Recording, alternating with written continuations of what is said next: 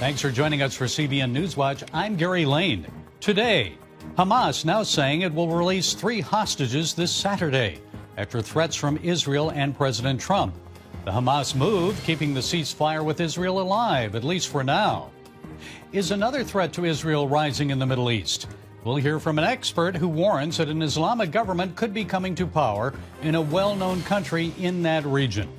President Trump talking with Russian President Vladimir Putin about possible ways to finally end the 3-year war in Ukraine, and suggesting the two leaders could meet face-to-face. And how CBN's Operation Blessing is providing disaster relief for people hurt by the Southern California wildfires and helping them have a little fun at the same time. Those stories and more today on NewsWatch. This is CBN NewsWatch. We begin in the Middle East, where Hamas said today it would release the next group of Israeli hostages as planned. That apparently resolves a major dispute that threatened the ceasefire in the Gaza Strip. Hamas indicated 3 more Israeli hostages would be freed Saturday, just as it released 3 hostages last weekend. The Hamas move would allow the ceasefire in the Gaza Strip to continue for now, but its future remains in doubt. Hamas's action comes after Israeli Prime Minister Benjamin Netanyahu had warned the ceasefire would end if Hamas did not return its hostages by Saturday at noon. Our CBN News Middle East Bureau Chief Chris Mitchell is with us now from Jerusalem.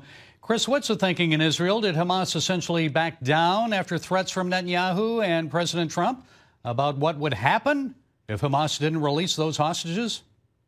I think that's exactly what Hamas has done. They've said they want to go back to the original agreement and release 3 more hostages. So they actually, it seems like they did back down. Israel, on the other hand, and President Trump had really said that it's really up to Israel to what they want to decide. So Israel has decided to continue the ceasefire hostage deal and allow 3 more hostages to be released on Saturday. And presumably all the efforts that the IDF has made to call up reserves and cancel vacations and bolster their forces all over Gaza, that has maybe on hold, at least for now. I think the other thing, Gary, we're going to have to look at it. What kind of condition are these 3 hostages going to be in?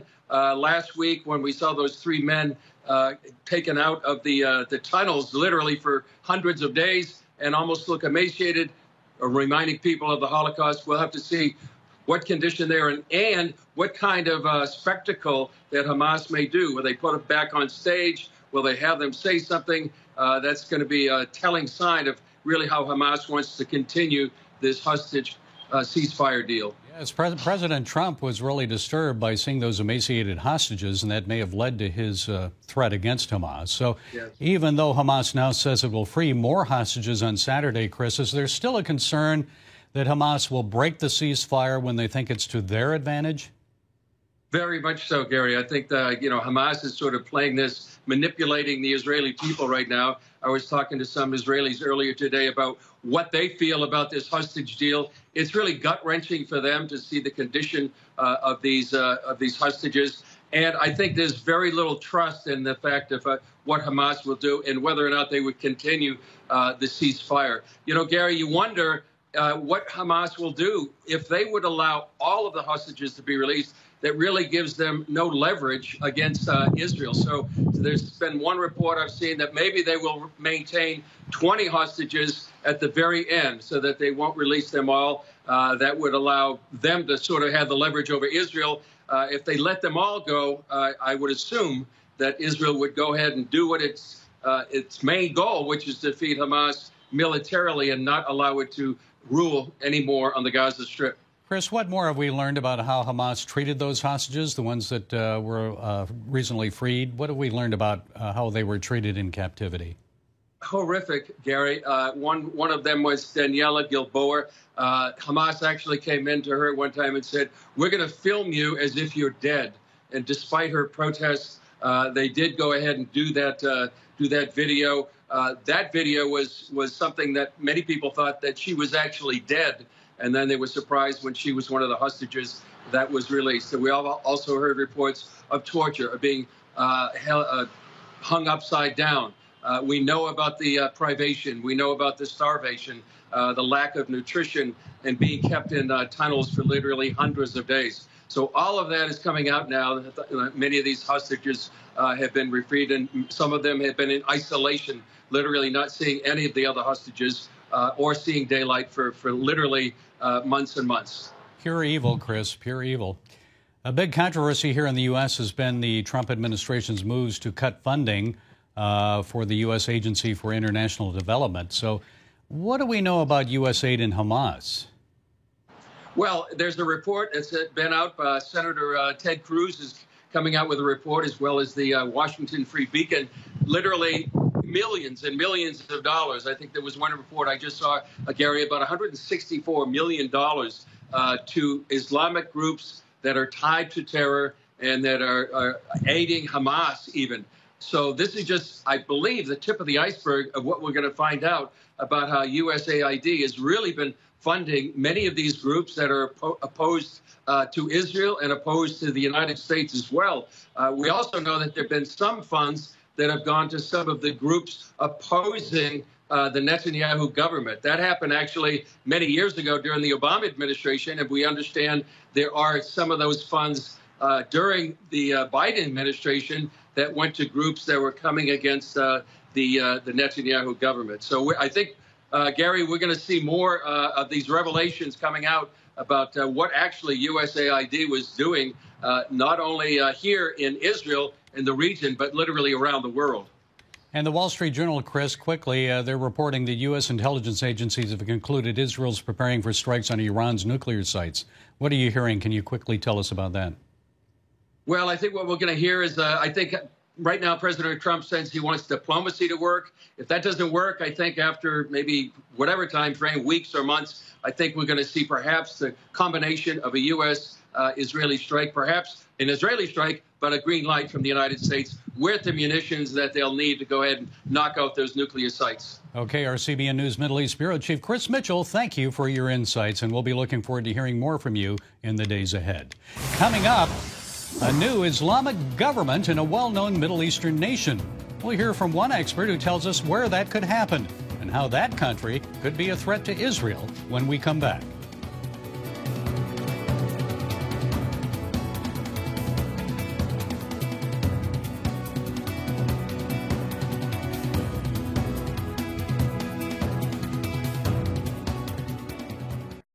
After the ouster of President Assad, Israel had great hopes for peace with its Syrian neighbor. All is quiet for now, but danger may lurk on the horizon. Middle East Forum's Jonathan Spire has just returned from Syria. Appearing on this week's episode of The Global Lane, he suggests the country's Kurds worry steps are quietly underway to transform the country into a non-secular Islamic state. Actually, they're very deeply concerned, I think. And I think, in fact, many of them will tell you that within a year or two, they expect a kind of test of power between the two, whereby HTS, as it indeed says it's going to do, will try one way or another to force the Kurdish-controlled areas back under the control of Damascus. And the Kurds, certainly if they're forced into that situation, intend to contest that. Syria's interim leader Abu Mohammed al-Julani has expressed gratitude to Israel for weakening Iran and Hezbollah's influence in Syria. What do you see developing with that relationship? Friendship, neutrality, hostility? I find it very hard to believe that there will be friendship. It is worth remembering that in the not distant past at all, prior to November of this year, when last year, when HTS began its march, its remarkable march on Damascus. But prior to that time, HTS was controlling, of course, an enclave in Idlib province in northwest Syria, which it controlled for 7 years prior to 2024. Leading leaders and so-called spiritual leaders in that space were strongly supportive of the October 7th massacres and are on record as being so. Al-Julani recently met with Turkey President Erdogan. How great is Erdogan's influence on al-Julani? And to what extent do you expect him to be involved in brokering the nation's future? First of all, it needs to be understood that Julani and HTS's triumph is equally a triumph for Erdogan.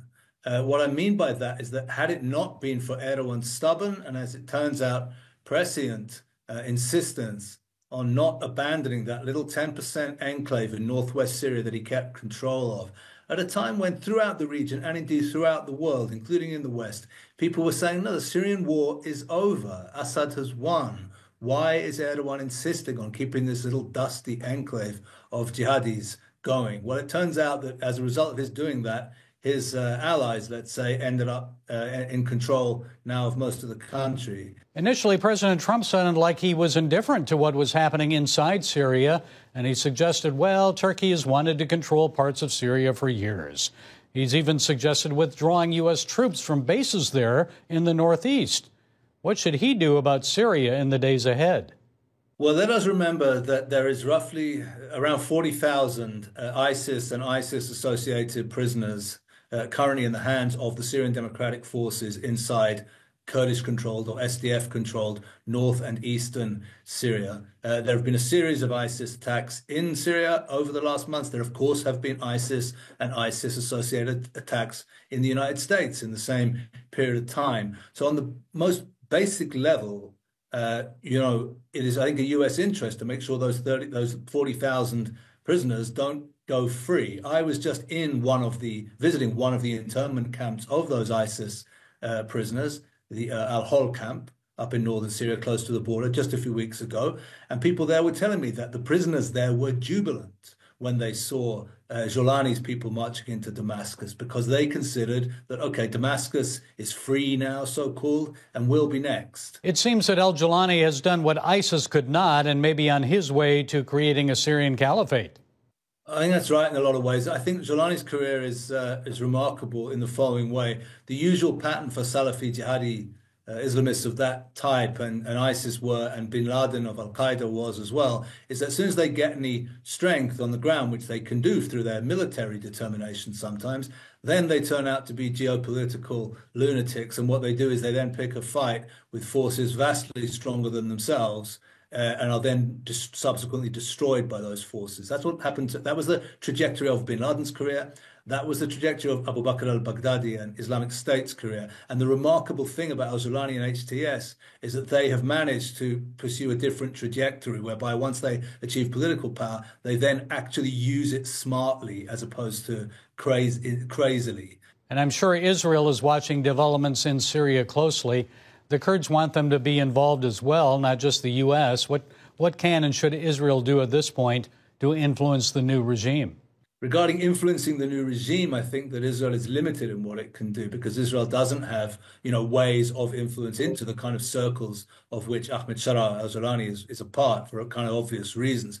Israel can do what it's currently doing, which is it can ensure that Israeli communities in the Golan Heights are kept safe, because Israel has kind of carved out a small buffer zone of its own inside Syria, same in a way as the Turks do in the north, or arguably the Americans do in the east.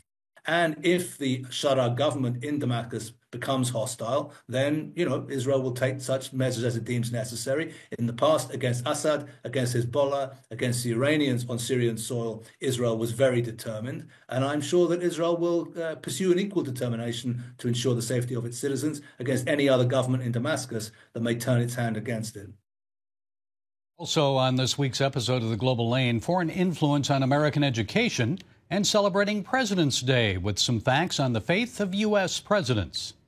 Well, you can see it all on The Global Lane tonight on the CBN News Channel at 8 Eastern. You can also see it on the CBN News app or on YouTube. Still ahead, President Trump talking to Russian President Vladimir Putin about possible moves to finally end the war in Ukraine. We'll bring you that story right after this. President Donald Trump wants to end the 3-year war in Ukraine and says he'll begin negotiations with Russian leader Vladimir Putin to stop the fighting. European leaders also say they want to be part of those talks. Dale Hurd has the story. Trump spent 90 minutes on the phone with Russian President Vladimir Putin, with the two leaders agreeing to start negotiations immediately to end the war between Russia and Ukraine. I also had with President Zelensky a very good call after that. And I think we're on the way to getting peace. I think President Putin wants peace, and President Zelensky wants peace, and I want peace. I just want to see people stop getting killed. The president said his first sit-down with Putin could be in Saudi Arabia soon, but also suggested he may go to Russia and that Putin might come to the United States. I'll be dealing with President Putin largely on the phone, and we ultimately expect to meet. In fact, we expect that he'll come here and I'll go there and we're going to meet. Trump indicated his second meeting will be with Ukrainian President Zelensky, who posted this photo of the phone call on X saying no one wants peace more than Ukraine. As President Trump said, let's get it done. In a meeting with Treasury Secretary Scott Bessent, Zelensky said, I'm thankful to the president, to his message that he will support Ukraine and he really wants to stop this war. And I know that he's a strong man, and I'm sure that he will push Putin. Trump also indicated Ukraine would have to give up territory lost to the Russian invasion. Well, he's going to have to do what he has to do, but, you know, his poll numbers aren't particularly great, to put it mildly. Defense Secretary Pete Hegseth at NATO headquarters also all but ruled out Russia having to return Crimea to Ukraine, which Russia invaded and annexed in 2014. We must start by recognizing that returning to Ukraine's pre-2014 borders is an unrealistic objective. Chasing this illusionary goal will only prolong the war and cause more suffering. This is similar to what Zelensky himself said earlier this year and at the end of last year, that it's not realistic. Ukraine doesn't have the ability to take back these territories by force. So Ukraine would be prepared to have a ceasefire and pursue the return of its territories by other means, diplomatic, political, and so forth. NATO allies are insisting that Europe and Ukraine not be cut out of the peace negotiations. Hegseth stressed the U.S. commitment to NATO and says the negotiations are not a betrayal of Ukrainian soldiers defending their nation. Meanwhile, in a historic move, Ukraine has established a National Day of Prayer. The date? February 24th, the anniversary of the Russian invasion. Dale Hurd, CBN News. Coming up, here at home, how CBN's Operation Blessing is still providing aid to people who have suffered tragic losses from the powerful wildfires in California and helping them have fun at the same time. We'll have that story for you when we come back.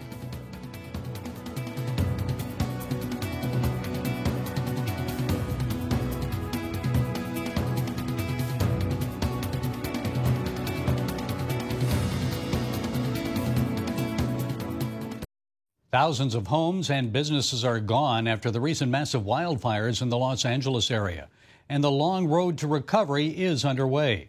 Amidst the unimaginable loss, there's also a need for a moment to breathe.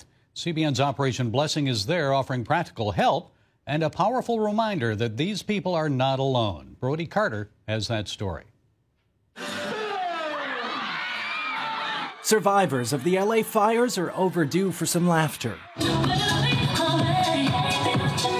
For just a few hours, the weight of loss lifted, replaced with joy, music, and community.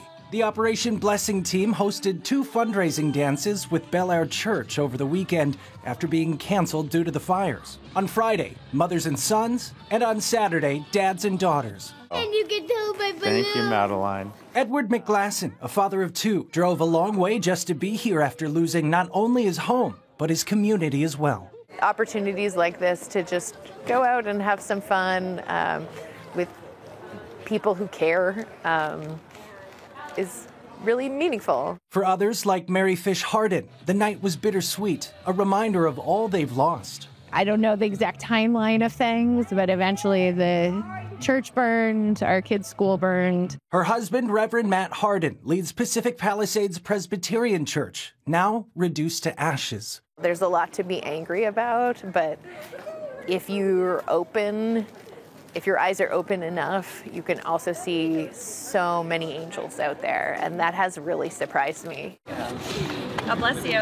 And one of those angels is Operation Blessing, not only helping organize the dances, but raising crucial funds providing essential help to get families back on their feet, including meal kits, hygiene supplies, and generators. All of the proceeds from these events are going to those impacted by the fires that have been so widespread here in Southern California. We want to bring some joy back to these families that have been impacted by such a difficult situation and let them know that they're not alone and that they're loved by God and by all of us at Operation Blessing. For Jenny Martinez, a lifetime resident of Altadena, the loss was deeply personal. The wildfires didn't just destroy her house, they took her multi-generational family home. And I just couldn't help but to start crying because I'm just like, it's gone. Like, everything's gone. All of my pictures.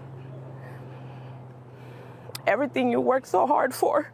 Even as she received help and prayer from Operation Blessing, Jenny immediately began volunteering, eager to help others facing similar devastation. I came here as a recipient. You guys are helping me. I can give back. Then an unexpected blessing. A local builder, moved by Jenny's story, personally offered to rebuild her home. It is a blessing.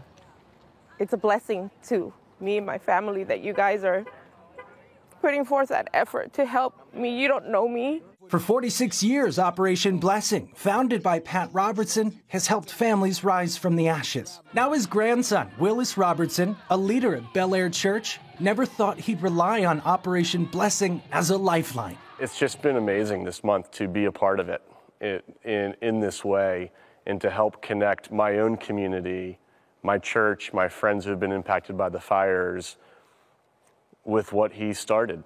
For CBN News, I'm Brody Carter. If you'd like to help Operation Blessing's disaster relief efforts in Southern California, just go online to ob.org to find out how you can donate. Well, that's it for today, this edition of CBN News Watch. Remember, you can find more of our news programs on the CBN News channel anytime or online with cbnnews.com. Also, tell us what you think about the stories you've seen by emailing newswatch@cbn.com or talk to us on Facebook, Instagram, and X, which is formerly known as Twitter. We hope you'll join us next time. Have a great day.